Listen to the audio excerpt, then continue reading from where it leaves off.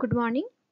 First of all, welcome to all Agri Polytechnic students. Myself Ashwini Matte, and I am going to teach you the subject named Fundamentals of Plant Protection and Agricultural Microbiology. So, students, this course carries 100 marks for theory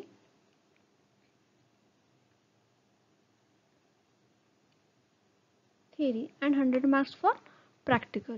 Okay.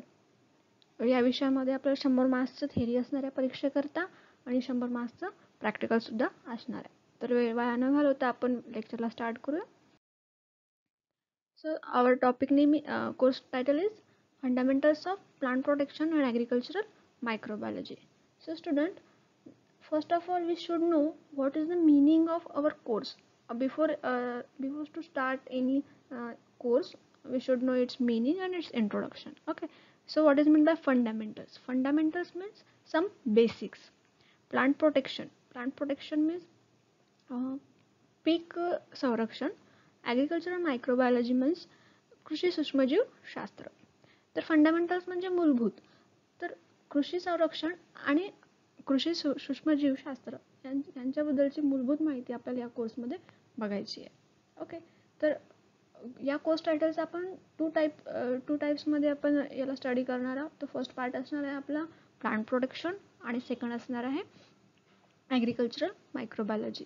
So in this first topic, that is plant protection, there are two terms. First is pest and second one is disease. So what is meant by pest? Pest means insect. Those are harmful to our crops as the crops are field crops or horticultural crops. So pest means insect. कीड, paste म्हणजे कीड, अशी कीड जी आपल्या पिकासाठी harmful असणार आहे, जे आपल्या पिकांवर पिकांची इल्डवर त्याचा इफेक्ट होतो म्हणजे पेस्ट. तर for example aphids, jassids and locust etcetera. Aphid म्हणजे मावा, ज्याला आपण मराठीमध्ये मावा म्हणत असतो. जॅसिड म्हणजे तुडतुडे. ॲफिड आणि जॅसिडचा मोठ्या प्रमाणावर प्रादुर्भाव आपल्या पिकांवर आपल्याला बघायला मिळते, ज्याच्यामुळे फार्मर्सचं खूप मोठ्या प्रमाणात नुकसानसुद्धा होते. त्यानंतर आहे लोकस्ट म्हणजे ज्याला आपण मराठीमध्ये म्हणतो टोळकिडी. तर टोळकिडी आपण बघितली असेल काही महिन्या अगोदर, याच वर्षात 2020मध्ये पाकिस्तानमधून त्याचं भारतामध्ये एंटर झालं. पहिले ते राजस्थान, त्याच्यानंतर वाया मध्य प्रदेश, महाराष्ट्रामधल्या विदर्भामध्ये, जिथे म्हणजे आपल्या एरियामध्ये त्याचं मोठ्या प्रमाणावर आगमन झालेलं दिसलं होतं, ज्या टोळकिडीमुळे फार्मर्सचं खूप मोठ्या प्रमाणावर नुकसानसुद्धा झालेलं होतं. तर हे आपल्याला इथे लक्षात ठेवावं लागेल. तर नेक्स्ट टर्म आहे आपली डिसीजेस म्हणजे रोग. आपल्या क्रॉपवर जे रोग येतात त्याबद्दलचा स्टडी आपल्याला या टर्मच्या अंडरमध्ये करायचा आहे. तर ते डिसीजेस कुठले असणार आहे? तर ते डिसीजेस फंगल असू शकतात, बॅक्टेरियल असू शकतात आणि व्हायरल असू शकतात. फंगल म्हणजे बुरशीजनक, बॅक्टेरियल म्हणजे जीवाणूजनक आणि व्हायरल म्हणजे विषाणूजनक. सो प्लांट प्रोटेक्शनबद्दलच्या मूलभूत माहितीमध्ये आपण 2 टर्म्समध्ये त्याचा स्टडी करणार आहोत, पेस्ट आणि डिसीजेस. ओके, तर नंतरचा पार्ट असणार आहे आपला agricultural microbiology. So there are many types of microbiology such as industrial microbiology, domestic microbiology. Okay, so here we study only agricultural microbiology, that is कृषी सूक्ष्मजीव शास्त्र. तर what is meant by microbiology? So this word is derived from 3 words: micro, bios and logy. Micro means tiny or we can say small, bios means alive and logy means study. So असे सूक्ष्मजीव जे आपण आपल्या डोळ्यांनी बघू शकत नाही, ज्याच्यासाठी आपल्याला मायक्रोस्कोप यासारख्या इक्विपमेंटचा वापर करावा लागतो. So micro organism, study of micro organism called as microbiology. कृषीमध्ये जे मायक्रो ऑर्गॅनिझम आपल्याला शिकायचे आहेत त्याबद्दलचा स्टडी म्हणजे agricultural microbiology. So this organisms may be fungal, bacterial, viruses or protozoa. Fungi means बुरशी, बॅक्टेरिया means जीवाणू, and viral means विषाणू, and protozoa means आदिजीव. ओके, सो या दोन टॉपिकच्या याच्यानुसार आपल्याला सिलेबस कव्हर करायचा आहे. प्लांट प्रोटेक्शन आणि ॲग्रिकल्चर मायक्रोबायोलॉजी हे 2 टॉपिक असणार आहे. तर आपण सिलेबस कसा असणार आहे हे याची तोंडओळख एकदा करून घेऊया. Syllabus. So our topic name is Fundamental of Plant Protection and Agricultural Microbiology. In that, first part is our plant protection. Under plant protection, first term is entomology. The study of insect called as entomology. Entomology word is derived from two words, entomon and logy. Entomon means insect and logy means study. In that sense, we can define it as study of insect called as entomology. Under entomology, first topic we will cover is definition of entomology and scope of entomology. Entomologyची व्याख्या काय असणार आहे आणि त्याची व्याप्ती काय असणार आहे हे आपण या टॉपिक मध्ये कव्हर करणार. Next topic is importance of class insecta, beneficial and harmful insects. तर 5 प्रकारचे किंगडम आपल्याला माहित असतील. Kingdom plantae, animalia, fungi, etc. So under kingdom Animalia there is one class Insecta. So what is the importance of class Insecta in our agriculture, in our plant protection? It will be studied. So and next is beneficial and harmful insect. Which insects are beneficial and which insects are harmful? Beneficial म्हणजे for example honeybee, मधमाशी जी आपल्याला हनी देते, मध देते, म्हणजे ती beneficial insect आहे. आणि काही इन्सेक्ट जे असतात ते हार्मफुल असतात, जे आपल्याला क्रॉपवर मोठ्या प्रमाणावर इफेक्ट होतो आणि त्यामुळे आपली यील्ड लॉस होतो. Next topic is plant body segmentation. Segmentation म्हणजे विभाजन. Structure of head, thorax and abdomen. Insect body ही 3 सेगमेंटमध्ये असते. First is head, thorax and abdomen. Head means डोके, थोरॅक्स मीन्स छातीचा भाग, ॲब्डोमेन्स मीन्स पोटाचा भाग. तर इन्सेक्ट बॉडी या तीन सेगमेंटमध्ये आपल्याला स्टडी करायचं आहे. त्यानंतर structure and function of insect cuticle and moulting. Insect cuticle म्हणजे outer covering of insect, that is skin, we can also say skin. And moulting means कात टाकणे, आपण मराठीमध्ये ज्याला म्हणतो कात टाकणे. तर इन्सेक्टचं क्युटिकल कशा प्रकारे असतं आणि ते मॉल्टिंग कशा प्रकारे होतंय, स्ट्रक्चर त्याचं आणि फंक्शन हे आपण याच्यामध्ये स्टडी करणार. Next one is structure and modification of mouth parts. There are different types of mouth parts and different insects. So इकडे आपण माउथ पार्ट्सची रचना, मॉडिफिकेशन, वेगवेगळ्या इन्सेक्टमध्ये वेगवेगळ्या प्रकारचे त्यांचे माउथ पार्ट्स असतात त्याचा स्टडी करणार आहोत. ते may be chewing, biting, piercing and sucking, chewing and lapping and spawning will be discussed. Next one is structure and modification of insect antenna, structure and modification of insect leg, wing venation, types of wings. Under this topic insect antenna म्हणजे ज्याला आपण म्हणू शकतो किड्यांच्या मिशा, ज्या डोक्यावर मिशा असतात. प्रत्येक इन्सेक्टमध्ये वेगवेगळ्या प्रकारचे अँटिना असतात. त्याचं स्ट्रक्चर कसं असणार आहे, मॉडिफिकेशन काय आहे, त्याचप्रकारे इन्सेक्ट लेग, इन्सेक्टचे पाय, पंख आणि पंखांचे प्रकार, या सर्वांचा अभ्यास आपण या टॉपिकच्या अंडरमध्ये करणार आहोत. Next one is anatomy of digestive system. पचन संस्था. इन्सेक्टची पचन संस्था कशी असते, त्याचं स्ट्रक्चर काय असते, वर्क काय असतं, हे सगळं आपण इथे बघणार आहोत. Next one is metamorphosis. Under this metamorphosis there are 2 types. Okay, first one there is egg, nymph and adult. So egg म्हणजे अंडी, अंडीमधून nymph निघणार, म्हणजे nymph म्हणजे अळी आणि adult म्हणजे प्रौढ. अंड्यांमधून अळी निघणार आणि अळीचं रूपांतर प्रौढमध्ये होणार. अडल्ट आणि nymph मध्ये जास्त काही फारसा फरक नसतो. nymph म्हणजे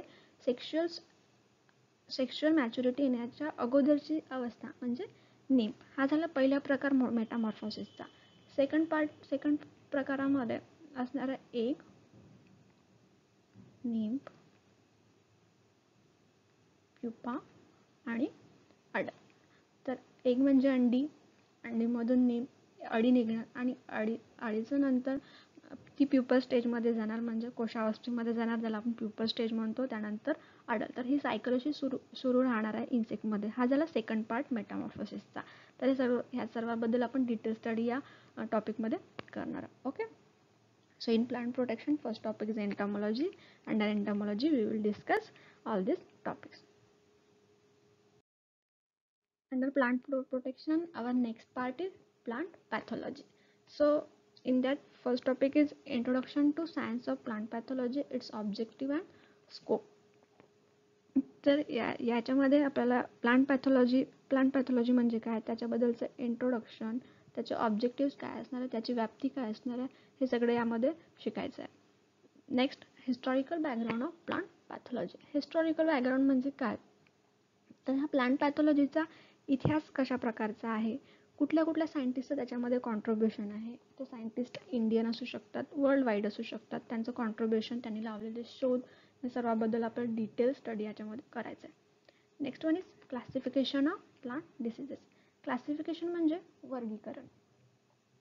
देर are many types of plant diseases. या प्लांट डिसीजेसचं वर्गीकरण कशा प्रकारचं आहे ते आपण बघणार आहोत.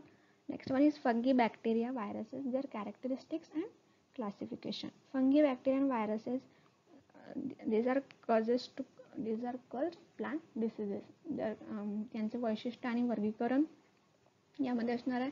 Next, plant disease forecasting. Forecasting म्हणजे अंदाज, रोग कधी येणार आहे आणि त्याचं व्यवस्थापन कसा करायचा याबद्दलचा अंदाज म्हणजे प्लांट डिसीज फॉरकास्टिंग. हा खूप महत्त्वाचा टॉपिक आहे, यामध्ये हा आपण समोर शिकूया. Principles and methods of plant disease management. Principles म्हणजे तत्व आणि मेथड्स म्हणजे पद्धती. रोग व्यवस्थापनाचे तत्व आणि पद्धती या टॉपिकमध्ये आपल्याला कव्हर करायचे आहे. त्यामध्ये वेगवेगळ्या प्रकारचे मेथड्स असणार आहे, जसं रासायनिक, जैविक, या सगळ्या प्रकारे आपण रोग व्यवस्थापन करत असतो. तर त्या कशा प्रकारे असणार आहे याचं डिटेल इन्फॉर्मेशन आपण या टॉपिकमध्ये कव्हर करणार आहोत. Next one is integrated plant disease management. Integrated म्हणजे एकात्मिक रोग व्यवस्थापन. याच्यामध्ये वेगवेगळ्या प्रकारच्या डिसीज मॅनेजमेंटच्या मेथड असणार. या सर्व मेथड्सचा वापर करून आपण कशा प्रकारे रोग व्यवस्थापन करत असतो याचा स्टडी आपल्याला या टॉपिकमध्ये करायचा आहे. Okay. So next topic is agricultural microbiology. So agricultural microbiology म्हणजे कृषी सूक्ष्मजीव शास्त्र. तर मी या अगोदर सांगितल्याप्रमाणे मायक्रोबायोलॉजी म्हणजे स्टडी ऑफ मायक्रो ऑर्गॅनिझम, जे की आपल्या डोळ्यांनी आपण बघू शकत नाही. We can't see it by our naked eye. Okay. So यातला फर्स्ट टॉपिक असणार आहे microbiology. Introduction, scope of agriculture and allied fields. Information about microbiology, scope in agricultural. मायक्रोबायोलॉजीचं आपल्या ॲग्रिकल्चरमधला स्कोप आणि त्या संबंधीच्या फील्डमधला त्याचा स्कोप, याच्याबद्दल आपल्याला या टॉपिकमध्ये माहिती घ्यायची आहे. Next one is history of microbiology.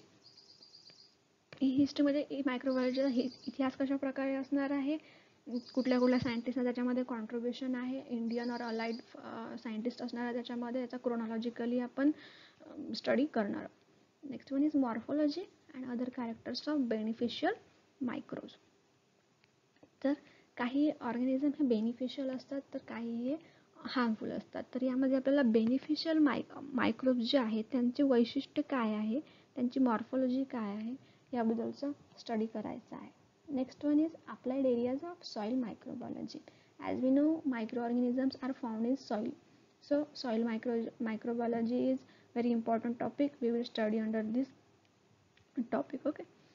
Soil solubilization, transformation of carbon, nitrogen, phosphorus and sulfur.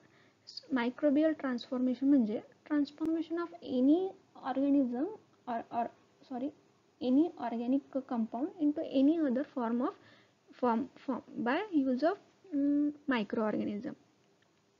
एका ऑर्गॅनिक कंपाऊंडचं दुसऱ्या फॉर्ममध्ये त्याचं रूपांतर करणे, ट्रान्सफॉर्मेशन करणे by use of micro organism, त्यालाच आपण मायक्रोबियल ट्रान्सफॉर्मेशन असं म्हणतात. त्यामध्ये आपल्याला carbon cycle, nitrogen cycle, phosphorus and sulphur cycle कशा प्रकारे होत असतं याचा डिटेल स्टडी करायचा आहे.